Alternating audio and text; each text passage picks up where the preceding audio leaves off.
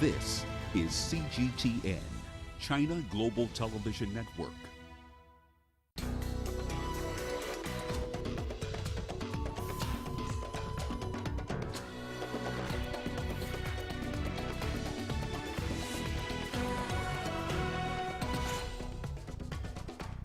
Welcome to Africa Live on CGTN with me, Beatrice Marshall, in Nairobi.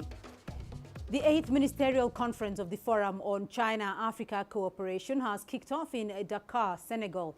Chinese President Xi Jinping addressed the forum via video link. Let's begin by looking at some of the key highlights of the president's speech. President Xi reaffirmed China's pledge to support Africa in its fight against COVID-19. He announced China will provide 1 billion additional COVID-19 vaccine doses to 53 countries. President Xi said China will launch 10 poverty alleviation projects on the African continent, as well as to help bolster Africa's agricultural sector. Not only will China send agricultural experts to the continent, it will create fast channels to allow African agricultural products to enter China. China also plans to support small and medium enterprises in Africa. African financial institutions will be offered $10 billion of credit line to support SMEs. Well, for more on this, I'm now joined by Nick Mudimba. He's in Dakar for us. Nick, important highlights there on the first day of the Forum on China-Africa Cooperation. How is President Xi Jinping's speech being received there? Thank you very much, Beatrice. And of course, today, the first day of the forum here in Dakar, Senegal, and his speech was actually received very well, without a doubt, across Africa, and especially the delegates here at the forum. But there's one conspicuous thing that actually impressed so many people across, of course, the healthcare sector. 10 billion vaccines to be supplied across Africa, and that means the health systems will be bolstered big time across the continent. That's something that indeed many are waiting. So many countries right now are still feeling the pinch of COVID-19, and the 10 billion doses will actually be something very, very conspicuous, and of course will boost Africa's effort to fight the pandemic. Beatrice, something else is that the embargoes of doing trade in Africa is actually reducing, and through his speech, many people are impressed about how ease of doing business will actually impact Africa. And the end product is actually just the SMEs. SMEs will benefit big time from this decision. Also, China will exempt Africa LDCs from debt incurred in the form of interest from, of course, a free Chinese government loans due to by the end of 2021. That's something very big because the COVID-19 pandemic affected so many people. Businesses went down, but this report has actually boosted so many people's morale here in the continent. And the delegates who are here, trust me, the message got them by surprise. They didn't expect so much good is coming from China, but look, this has actually reignited so much hope that indeed, even in the wake of COVID-19 pandemic, something good is coming to Africa, Beatrice. Well, Nick, a lot more has been taking place at the forum as well, with participants from all over Africa and China. What more can you tell us about that? Yeah, so many people, of course, were following the opening ceremony via video links. Leaders across the continent were following the proceedings via video links, and delegates, ministerial positions, all here in Dakar, Senegal, following live proceedings. And President Xi Jinping's message has been very, very strong, and it's all about support to Africa, from healthcare, from trade, from innovation, from infrastructure. All this put together has really boosted the morale of so many investors, so many stakeholders across the continent. So the feedback has actually been received positively, just day one. More of the deliberations will be going down tomorrow, day one, but still it's actually very positive. So far, so good, Beatrice, because most of the ministerial representatives here in Dakar, Senegal, are actually going to get their feedback back to their countries.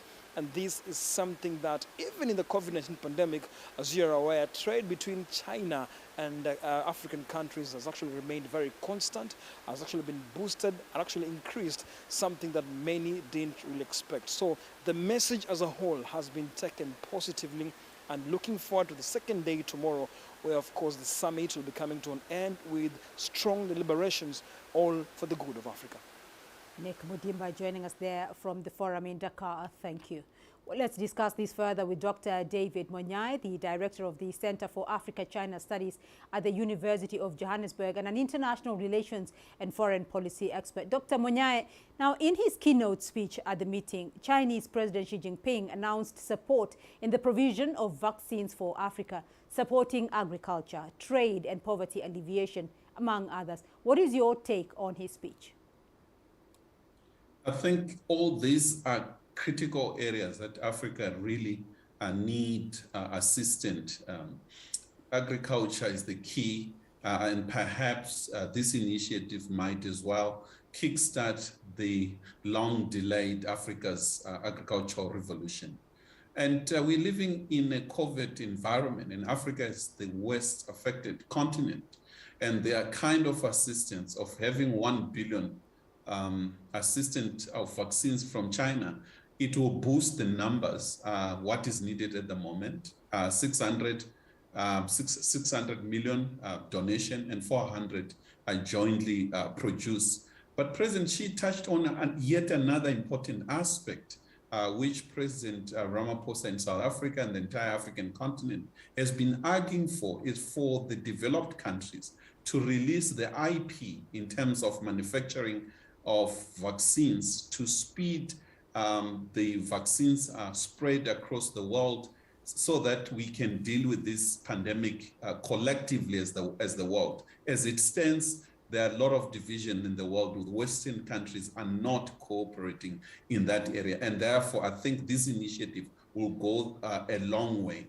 On agriculture, once again, opening of markets, Chinese market, very critical for African products. I think what is needed to ensure that Africa produce quality products that enters China and really sell quite well, given the fact that the trade between the two is increasing drastically.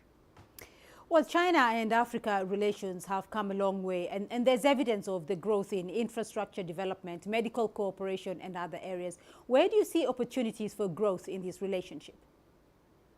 I think growth comes in well-designed projects that are clearly defined.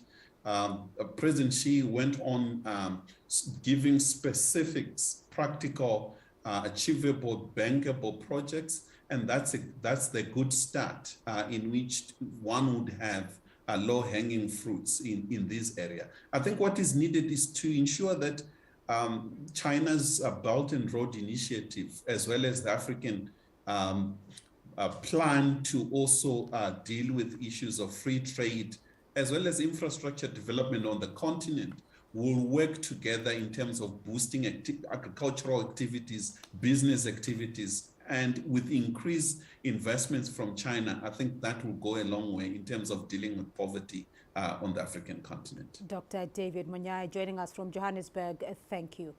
Now, President Xi Jinping also said China will exempt African least developed countries from debt incurred in the form of interest-free Chinese government loans due by the end of 2021. Nick Mudimba has more from Dakar.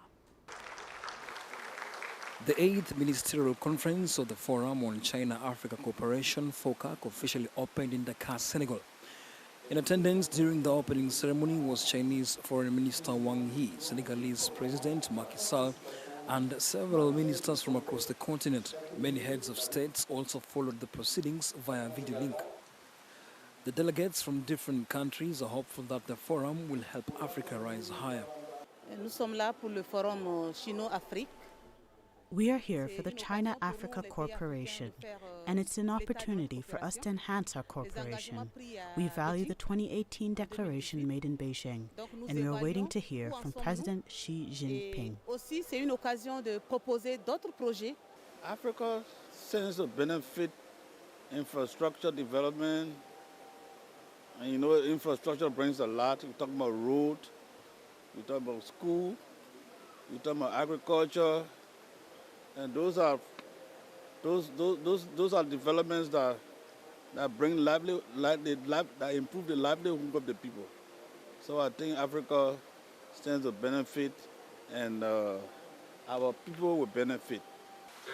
Chinese President Xi Jinping delivered a keynote speech via video link and pledged more support for Africa. President Xi Jinping announced that China will provide 1 billion additional doses of COVID-19 vaccine to African countries and will send 500 agricultural experts to Africa. President Xi also announced that China will send more medical teams to assist African countries combat the COVID-19 pandemic.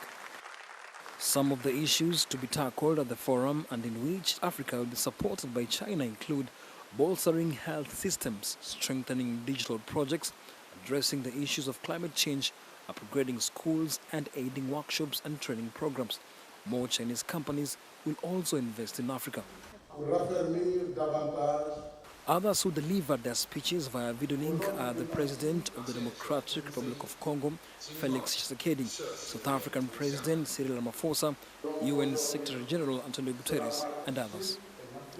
The two-day summit will see deliberations that will steer Africa to the next level. COVID-19 pandemic has been a distraction in many ways in the continent, but trade, healthcare, security, and so many things like technology will actually be part of the agenda. Right now, the focus on how to put things on the ground and make sure the continent progresses as a unit. Nick Mudimba, CGTN, Dakar, Senegal. China's Foreign Minister Wang Yi continues his meetings with his African counterparts. Wang Yi this morning met with three foreign ministers, namely Othman Jerandi from Tunisia, Christophe Lutundula Apala from the Democratic Republic of Congo, and Denis Christel Sassou Nguesso from Congo, Brazzaville. Earlier on Sunday, Wang Yi met his counterparts from Sierra Leone, Zimbabwe, and Mozambique. Farmers in Uganda are increasingly growing the hybrid rice variety from China to improve their income and food security. The grain crop is high yielding and gives quick returns, as CGTN's Hilary Ayesiga reports. In the middle of these lavish green fields, Desire Nasuna weeds away. She's been on this farm for 1.5 years, and now she's fully acquainted with rice farming. This hybrid rice takes a short time to mature, and it's high yielding. The traditional rice takes over 6 months to mature, which means farmers have to wait longer to harvest and sell. But the hybrid rice takes less than 6 months. This rice grows faster. It will help reduce hunger in our community. It matures in only 3 months. The hybrid rice variety was introduced in Uganda by Chinese rice grower Zhong Chuan in 2014. We tested so many types of rice, including Japanese type or local one, but finally we found out that China hybrid it is better because the output is better, even the taste is better. And over 1,500 subsistence farmers are now working in these fields. Farmers, they have worked in our farm, they have been trained, so when they go back to their lineage, they also start growing rice. This farming model has also been embraced by local authorities. I saw how they're training our people on how to be able to come and implement or also do like TOTs, train of trainees in our country on so many forms of improving agriculture in the country. But of course in some parts of this country it has worked. If you go to some parts of central Busoga, it has worked. People are doing Bukedi, people are doing a lot of farming in rice. Some of the locals have found jobs processing the rice, getting it ready to sell. Most of the rice that comes from the farm ends up in this store. The owners here say they are producing about 10% of the rice needed in the country. But it's not enough to meet the growing demand for rice. Ugandans consume about 300,000 metric tons of rice annually. Most of it is imported from India, Pakistan, and Tanzania. In 2020, Uganda imported 100,000 tons of rice, up from 80,000 tons in 2019. Zong and other local farmers are now hoping to turn around this trend. For our farm itself, we can meet the 10% of the shortage. So that means now, if we expanding our farming 10 times, my farm itself, we can meet the gap. So that's why this farm itself, it's good for Uganda. It is hoped that as more farmers like Nasuna take on rice growing, there will be more grain to eat and for the export market. Hilara Isga, CGTN, Kampala, Uganda. You're watching Africa Live, still ahead on the program. The World Health Organization warns a rise in infections from the new Omicron variant will have severe consequences.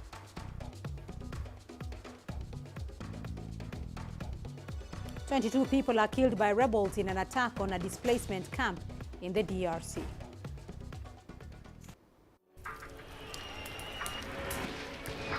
So this is it. I'm just about to be shot. It's a little tense here. Bottles are being thrown as they do so. There are about 3 critical bridges here in Malawi. That's one of them. We're going to cross that bridge. As you can see behind me, police forces who are replying with gas. Gas just came in. Gas. So it's all begun now. Divisions leading the charge into West Mosul have brought us here. Just got to be careful here with some gunshots. This is where most of the fighting has been concentrated. This is the front line now after 9 days of fighting. We're about 2 to 3 kilometers from within the front clear line. view of this front line position.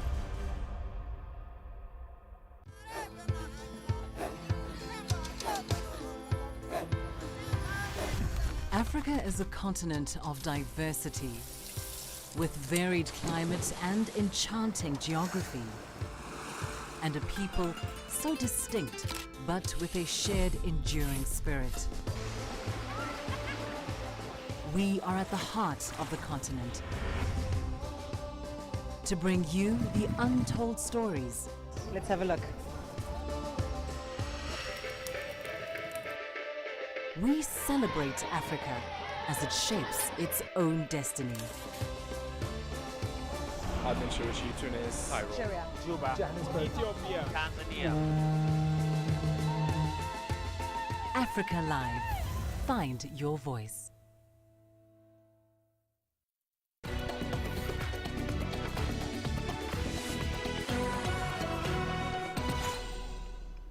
The World Health Organization says the heavily mutated Omicron coronavirus variant is likely to spread globally. The organization's Director General, Tedros Adhanom Ghebreyesus, says the variant poses a very high risk of infection surges that could have severe consequences in some places. Omicron was first reported on November the 24th from South Africa, where infections have risen steeply. It has since spread to more than a dozen countries, many of which have imposed travel restrictions to try to seal themselves off. Tedros spoke at the start of an assembly of health ministers that is expected to launch negotiations on an international agreement on preventing future pandemics. Well, for more insights on this topic, I'm now joined by CGTN's Giles Gibson. He's in Brussels for us. Giles, the World Health Organization says the new variant poses a very high risk of infection surges that could have severe consequences for the world. Tell us more about those concerns. Well, the WHO has put out what's known as a technical brief, and this is basically a description of what we know and what we don't know about the new variant Omicron, and it also just gives out some advice to countries on how to respond to this new variant. The WHO say that it has a high number of mutations. They say that that suggests it could be more infectious than previous variants, and that our vaccines could be less effective against it, but that we should stress has not yet been confirmed. The WHO also say that the chance of this spreading around the world is high, and of course we have already seen this popping up in multiple countries, including here in Belgium, the United Kingdom, Canada, and Israel, just to name a few of them. The WHO also say that in terms of travel measures, there should be a risk-based approach. That's a bit of a response to that criticism that's come from the South African government, basically criticising the travel restrictions that have been put in place on South Africa and other countries in southern Africa in the wake of South African scientists identifying this new variant. But we should also just stress that despite some of those warnings from the WHO, this is still very much early days, and it could take a couple more weeks before we have really clear definitive answers about some of the most pressing questions, such as how effective the current vaccines are going to be. Well, the WHO's director has called for a new accord on pandemics, saying South Africa and Botswana have been punished for reporting the variant. What more can you tell us about this? Well, the idea behind this new international treaty, which is being debated at the World Health Assembly over the next couple of days, is to just respond better to future pandemics. There's a whole bunch of proposals, but amongst them you have things like boosted surveillance so that you can identify new viruses as soon as they pop up in a particular country. There's also some ideas around just having better frameworks to share vaccines around the world. This proposal has had support from both the outgoing German Chancellor Angela Merkel as well as the President of the European Commission, Ursula von der Leyen, who've addressed the first day of the World Health Assembly. Take a listen to the Director General of the WHO describing why he thinks this new international treaty is so important. The emergence of the highly mutated Omicron variant underlines just how perilous and precarious our situation is. South Africa and Botswana should be thanked for detecting, sequencing, and reporting this variant, not penalized. Indeed, Omicron demonstrates just why the world needs a new accord on pandemics. Our current system disincentivizes countries from alerting others to threats that will inevitably land on their shores. And just a note of caution on this new treaty, it could potentially take years for the member nations of the WHO to work out the fine details and also agree exactly how it's going to be paid for. But certainly by the end of this three-day World Health Assembly that's due to wrap up on Wednesday, we should at least have an idea if there is enough support, enough political support from the member nations of the WHO to start moving the ball forward on this. All right, Giles Gibson joining us there from Brussels. Thank you. Well, earlier on Sunday, South Africa's President Cyril Ramaphosa called on the growing list of countries that have imposed travel restrictions on South Africa and neighboring countries to reverse their position. Ramaphosa addressed the nation amid growing concerns after the discovery of the Omicron variant in the country. CGTN's Elisan Jamela has more. Completely unjustified and unfairly discriminatory. That's how President Cyril Ramaphosa described the travel bans against South Africa and other Southern African countries after the emergence of the Omicron variant. The prohibition of travel is not informed by science, nor will it be effective in preventing the spread of this variant. The only thing the prohibition on travel will do is to further damage the economies of the affected countries and undermine their ability to respond to and also to recover from the pandemic.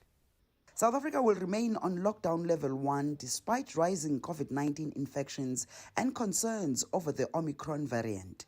Ramaphosa told the nation that the identification of Omicron coincides with a sudden rise in COVID-19 infections. This increase has been centered in Gauteng, although cases are also rising in other provinces.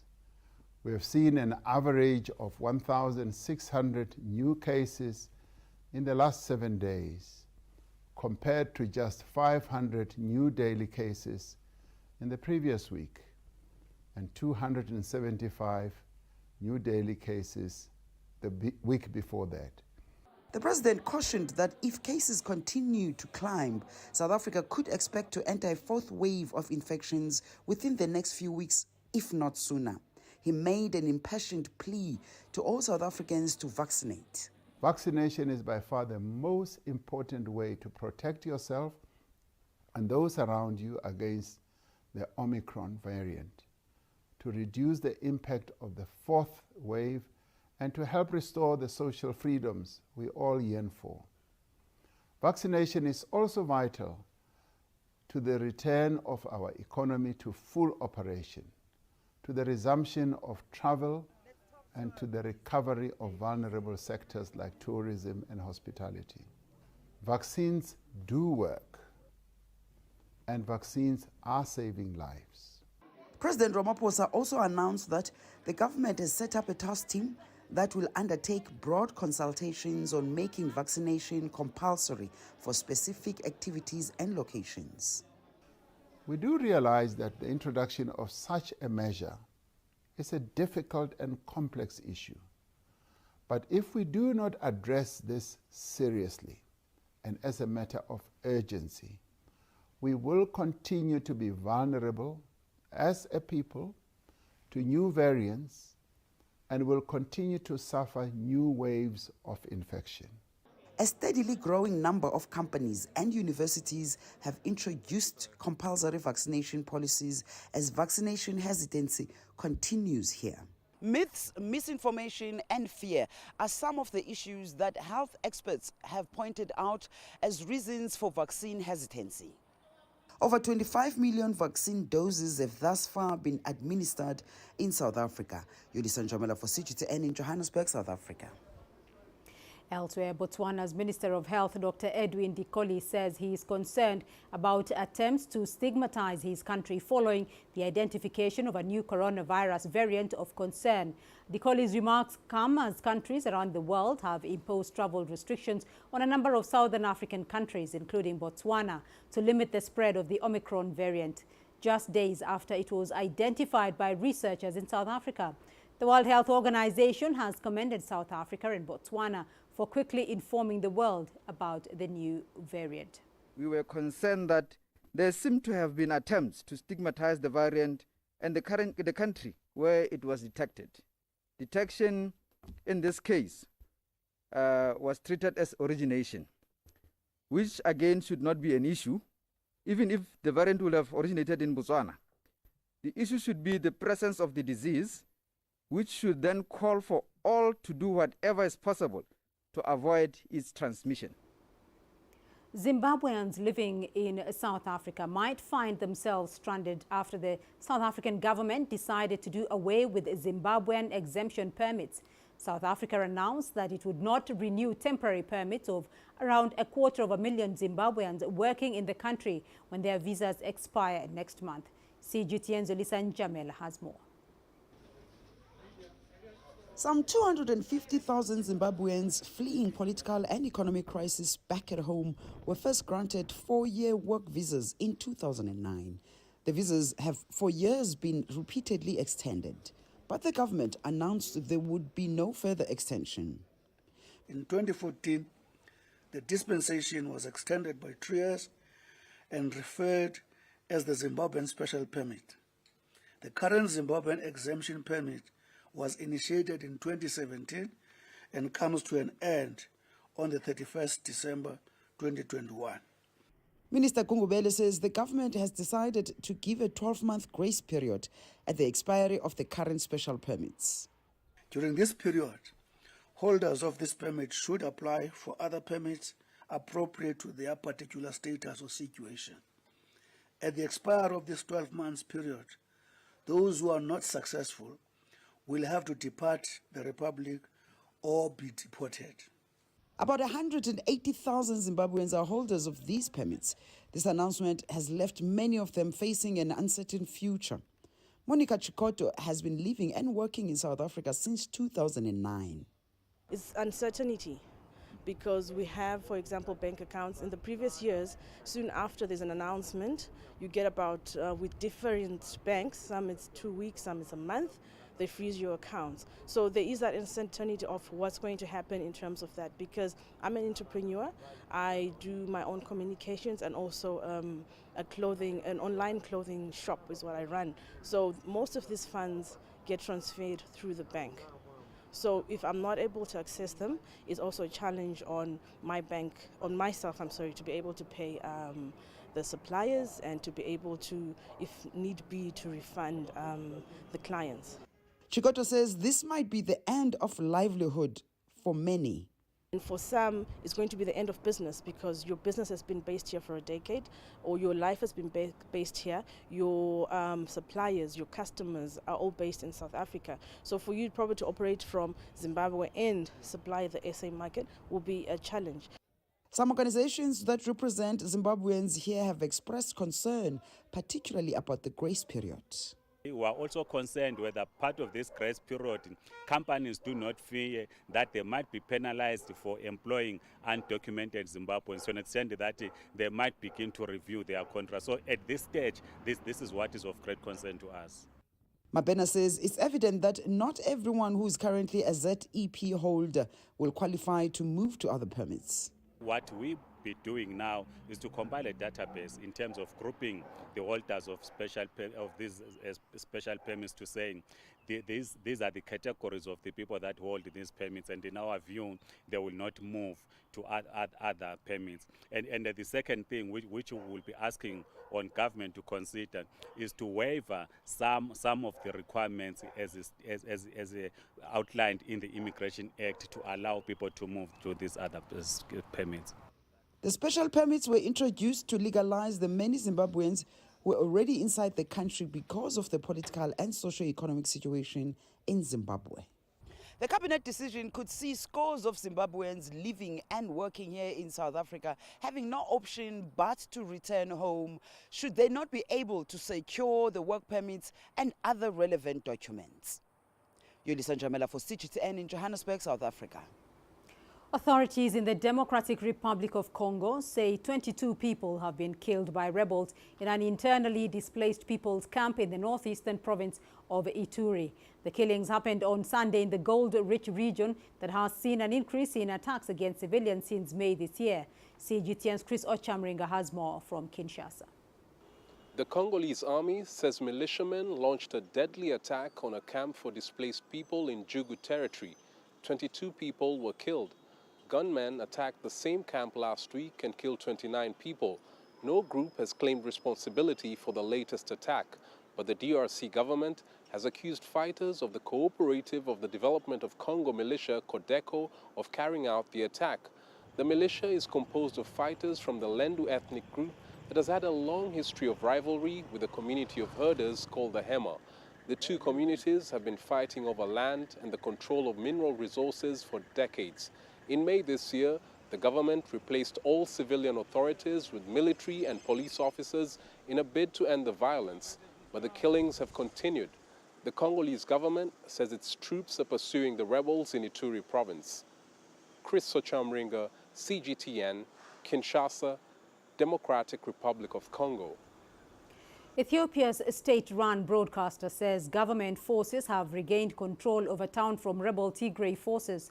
The recapture of the town of Chifra in the northern region of Afar is the military's first major seizure since Prime Minister Abiy Ahmed appeared on the front lines in recent days. Chifra had fallen into the hands of the Tigray People's Liberation Front in October when fighting with Ethiopian troops intensified. Thousands of civilians have been killed and millions displaced by fighting since the civil war erupted in Tigray over a year ago.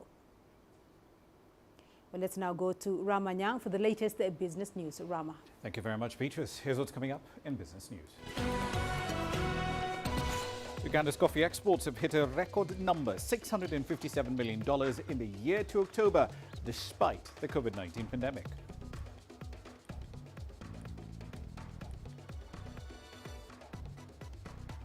And Kenya Central Bank has retained its base lending rate at 7% in its last Monetary Policy Committee meeting of 2021.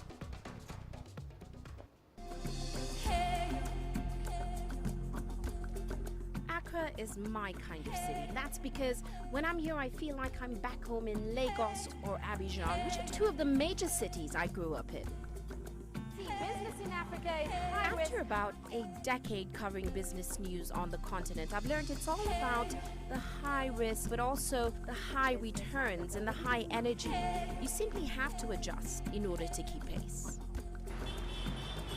When I started out as a journalist, my dream was to open people's minds to the different perspectives. From the CEO in the boardroom to the trader out in the street, we all have different stories. From Accra to Addis Ababa, from Cairo to Cape Town, and I wouldn't have it any other way. Here at CGTN, we realize that Africa is on the move, and it's moving fast, but we're moving right along with it. I'm Ucheo Koronkwo, and I'm a business anchor and reporter at CGTN.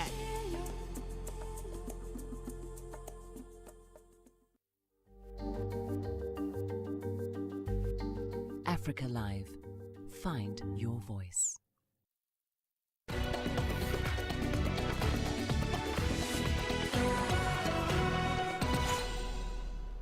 Let's start in East Africa, where Uganda's coffee exports have continued to increase both in value and quantity, despite the COVID-19 pandemic.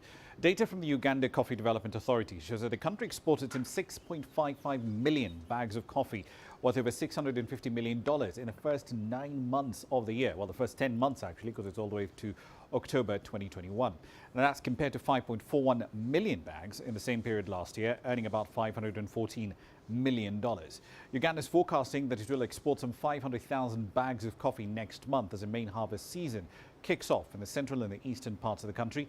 That increase in exports is being attributed to government efforts as far back as 2012, which saw millions of seedlings distributed to farmers to grow new bushes across the 98 coffee growing districts. Meanwhile, Kenya's central bank has kept its benchmark lending rate unchanged for the 11th meeting in a row at 7%. In a statement after its Monetary Policy Committee meeting on Monday, the central bank governor, Dr. Patrick Njoroge, noted that inflation expectations remain pretty much within the target range for the time being. Leading economic indicators, however, did show continued robust performance. According to the central bank, overall inflation declined to 6.5% in October from 6.9% in September, mainly due to lower fuel prices. The MPC is expecting economic growth to remain strong even into 2022, with a normalization of domestic economic activity, as well as the easing of global supply chain issues and stronger global demand for the sort of things that Kenya does export. Further north, Egypt's Ministry of Planning and Economic Development is expecting investment in the tourism and antiquities sector to go up by 64% to over $500 million in the 2021-2022 fiscal year. Actually, investments in Egypt's tourism sector reached $350 million in the 2019-2020 fiscal year. On the sector's production level, it's estimated it'll reach about $7.6 billion at current prices, compared to $6 billion in the 2020-2021 fiscal year. That's a growth rate of about 29%. Tourism revenue is an important source of foreign currency for Egypt. The industry accounts for roughly 15% of the country's GDP.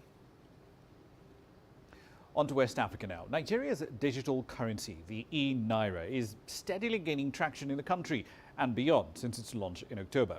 Nearly 500,000 wallets were downloaded within the first few weeks of its launch.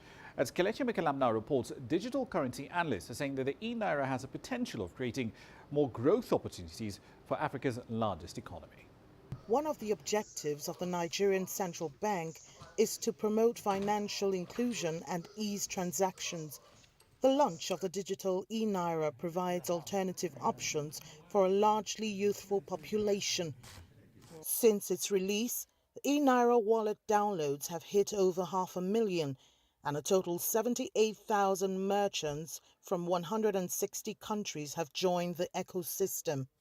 This payment system now provides high-value and time-critical payment services to financial institutions and ultimately serves as the backbone for every electronic payment in Nigeria. Everyone is embracing convenience. Technology itself is an enhancer. It makes things easier. So whatever you think you've put on ground for people to enhance transactions seamlessly and bring about convenience, people will embrace it. Despite its seeming acceptance and early success, the central bank admits that transaction volumes have been low. Only about $150,000 worth of digital currency has been traded since the e-Naira's launch. Experts say the Apex Bank would need to work hard to boost public confidence in the digital currency. Some people complained through the review that they were having the confirmation time between the time they download and when they get confirmation took a longer, maybe almost 24 hours, 48 hours. But you see, when people embrace an app, you need to create a robust platform in such a way that your response time for confirmation is fast too. Data from Forex market analysis indicated that the Naira appreciated within the first few days of the e-Naira launch.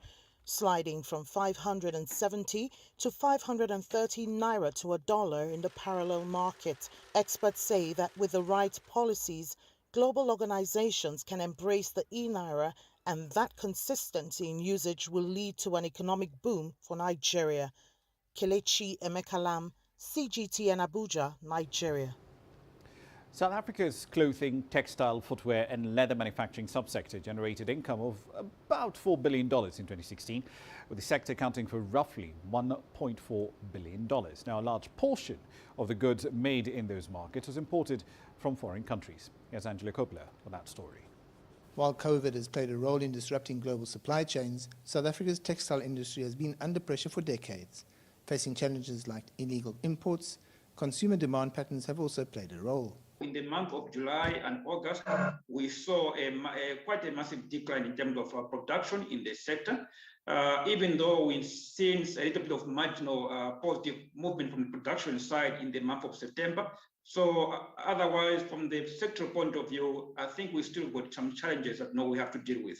Retail clothing sales have been negative for most of 2021, and COVID has played a role here too, according to economists, and that doesn't bode well for local production. So most people are still working from home. So the demand pattern from the clothing point of view has actually been on the lower side. So that's actually what is killing the market. The opportunities for revival, yes, they are there on the basis of the much broader opening of the economy to the level which we were, let's say, pre-COVID time. Government has several interventions in place to stimulate local production in the textile and clothing sectors, with limited success. In fact, the target for the government from the master plan point of view is around 65% at 2030. So we still got a long way to go in terms of reaching that 65% locally produced clothing on the retail chain stores. Until South Africa moves out of the economic doldrums, it's unlikely that any production is going to happen locally. So those producers are going to have to rely on those long global supply chains. I'm Angelo Coppola for CGTN in Johannesburg, South Africa. In the meantime, the United Nations estimates that the pandemic will cost global tourism some $2 trillion in lost revenue in 2021 alone. The agency's tourism body has called the sector one of the hardest hit by this global health crisis, and its recovery is both fragile and slow. Now, the forecast also says uneven global vaccination rates and new variants will affect the recovery of tourism, and lockdowns and restrictions, as we're seeing now with the emergence of this Omicron variant, are making the situation even more unpredictable. Nonetheless, the agency says there's still potential for a rebound. This is clear, and it's historical crisis in tourism industry.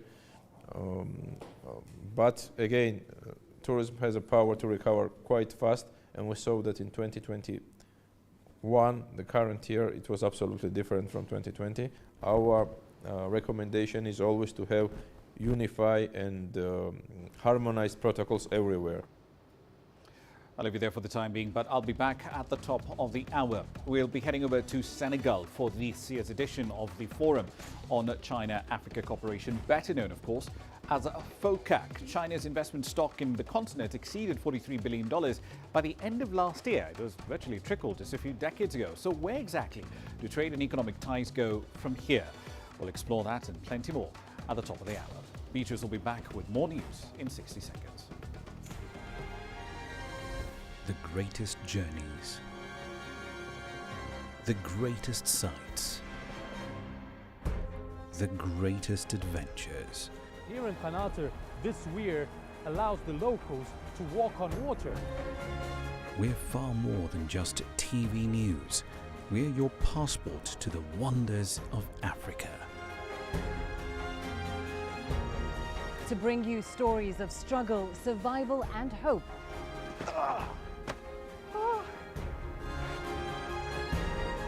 So let's explore.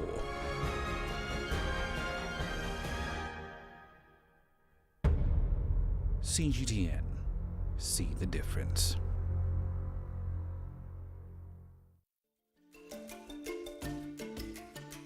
Africa Live. Find your voice.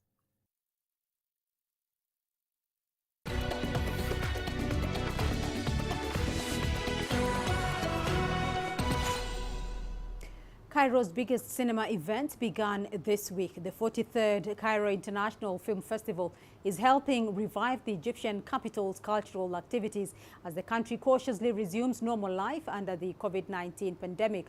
Almost all first-day screening tickets were sold out, as CGTN's Adel Mahroui tells us. Excitement filled the Egyptian capital following the return of its International Cinema Festival. This is the first Cairo Film Festival to be held fully since the COVID-19 pandemic started. Cairo's top festival, however, raised its curtains cautiously by ensuring that all its staff are fully vaccinated and that all non-vaccinated guests get tested every 3 days. Last year we had only 83 or 84, and I think that's because the world is back to opening up again, and cinemas are opening, festivals are taking place physically again. There are more films becoming available to festivals. It's looking more bright, and that the future is going to be better for not just for cinema, but for for the idea of life returning to normal after we're able to coexist with the virus. 100 films are in the official competitions this year. The list includes 27 world premieres, 7 international, and 44 first screening movies in the Middle East and North Africa. Among them is Daughters of Abdul Rahman, which exposes Egyptian film lovers to Jordanian productions. Wow, I mean, opening in Cairo Film Festival to me is such an honor. It's such a big, I mean, Dunya, Masr is a place that, not only that I have a special place in my heart, but also when I did the editing and the sound for this film, I was in Egypt for 6 months last year. It's definitely something that has a big hand in making this film. I am happy that this year there are many Jordanian films screened in Egyptian festivals. My film is one of them. To connect to the Egyptian audience with stories happening in Jordan, my film is about 4 sisters who used to live apart from one another, but they find themselves forced to unite to face a common crisis. Excitement that the festival is back with its normal activities was evident during the first day. Almost all screening tickets were sold out. From November 26 to December 5, filmmakers from across the world and residents of the Egyptian capital will enjoy films from 63 different countries. It's the biggest exposure to international cinema they get here all year long. This is the first time that China does not make it to the official competition in recent years. But because of the growing fan base for Chinese productions, the festival will be screening Chinese films. That's besides 2 productions competing in the short film category. Adel Mahroui, CGTN, Cairo. And coming up in your sports news. The CANAF 2021 Amputees football tournament kicks off in Dar es Salaam, Tanzania.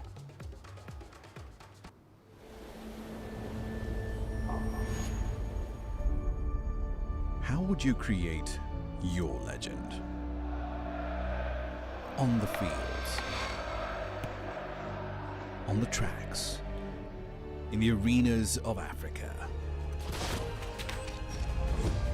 Were you born to be a player? Could this moment be yours?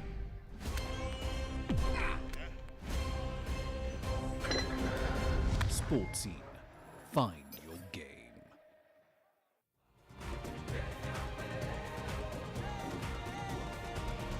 Africa Live. Find your voice.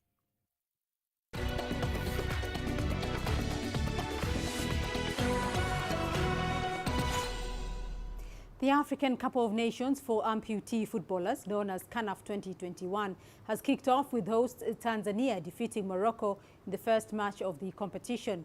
Held every 2 years, the week-long tournament is taking place in the country's commercial capital of Dar es Salaam. CGTN's Isaac Lukando has more. Cheers, chanting and war cries before a tournament for Africa's amputee footballers. 14 nations from around the continent are battling it out for the Africa Cup of Nations title. Organizers say victory in the tournament goes far beyond gaining bragging rights. Disabled persons are proving to the world that they are as capable as able-bodied people in taking part in development activities and even in sports. In the course of the tournament, you will see excellence and focus on their performance. In the first match of the tournament, Tanzania beat Morocco 2-1 to top Group A. Tanzania's national team coach says they plan to go far in the tournament. There are 4 teams in our group. 2 of them are to proceed to the best 8 teams stage. We have set our focus on playing Uganda, and after that, we play against Sierra Leone. In this tournament, 7-member teams are placed into 4 groups and play 50-minute-long matches. While defending champions Angola will be looking to defend their title, 3-time winners Liberia will be hoping to clinch a 4th title. This is the 6th time amputee footballers are meeting at continental level. Organizers hope that the tournament will help put the continent's amputee footballers on an equal footing with their able-bodied counterparts who have had similar tournaments over the last 64 years. Disabled spectators attending the matches at the tournament are particularly happy to see their own represented. I feel happy and proud. I'm speechless having seen the talents displayed by my brothers. I'm really proud. Disabled people shouldn't be discouraged. If they've watched TV and seen all this, we want them to come forward to play amputee football. There is a bright future ahead. Winners of the tournament will get to represent the continent at the Amputee Football World Cup in Turkey next year. Getting there, some believe, would be a step towards greater recognition for disabled persons on the continent. Isaac Lukando, CGTN, Dar es Salaam. Elsewhere, the African derby between Mauritania and Tunisia will kick off the 2021 FIFA Arab Cup that gets underway in Qatar on Tuesday. 6 of the 16 teams contesting the event, which is a prelude to the World Cup being hosted in the Middle East country in a year's time, are from Africa. Champions Morocco, Egypt, Algeria and the Sudan are the other African countries involved in the tournament. The matches will be staged at 6 of the stadia to be used for the World Cup, with 2 of them, the Al Bayet Stadium and Stadium 974, previously known as the Ras Abu Aboud Stadium, being used for the first time. The 16 teams from the Middle East and North Africa contesting the Arab Cup have been divided into 4 groups of 4, with the 2 top from each progressing to the quarterfinals. And still on football, Egypt was the first country to host the expanded 24-team Africa Cup of Nations when it staged the 2019 edition. As Cameroon prepares to host the delayed 2021 finals in January, there are lessons it can learn from Egypt, a country with an established tradition of hosting international events. Here's CGTN's Adel Mahroui with more. The first edition of the 24-team African Cup of Nations in 2019 was supposed to be held in Cameroon. Yet the West African nation's failure to prepare for the event on time turned out to be Egypt's fortune. The country made history by setting the organizational structure for the first expanded AFCON. Egypt has become a reference for Africa. I traveled all over Africa as a player, and I know there's some well-developed countries, but there are many others that still lack the infrastructure needed. In Egypt, the AFCON was treated like a national project. All the government was involved. We have unique abilities and infrastructure to organize competitions, and it was why we offered to host the 2019 AFCON when Cameroon couldn't. CAF named Egypt as hosts for the 2019 AFCON only 5 months before the competition. Yet the country managed to put a good show, beginning with the first event of the group's draw that was held by the Pyramids. Our biggest challenge was how to stand out after the Russia World Cup. They inspired us with the fans' ID system and the tickets pass and the organization and the security preparations to host 24 African teams. You need many stadiums, transportation, infrastructure, many organizers and translators. There are so many logistical aspects in the competition. Egypt dedicated 6 stadiums for the matches. And for the training of teams and referees, it prepared 36 other stadiums. An entire airport terminal in Cairo was set aside to only welcome arriving teams.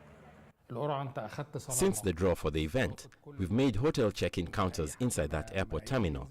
First impressions last, especially in such competitions, so players must get their luggage quickly. A special tag was made for their suitcases. Africa has changed. We now have many international players. When you get players like Sadio Mane, He will give his impression about Egypt to Liverpool, and so on. All players will do the same about Cameroon in the countries their clubs are in. Besides putting on an entertaining showpiece, crisis management and security of the competition were crucial for Egypt, as no other African country had experience with hosting such a huge number of football delegations. With its new 24 teams setup, the Africa Cup of Nations has become the third biggest international football competition in the world. In a little over a month, all Africa's eyes will turn to Cameroon, and they expect to see the country that once failed to host the event to surprise and surpass the first edition of the expanded AFCON. Adel Mahroui, CGTN, Cairo. In the English Premier League, Manchester United have named German Ralf Rangnick as the interim manager until the end of the season. The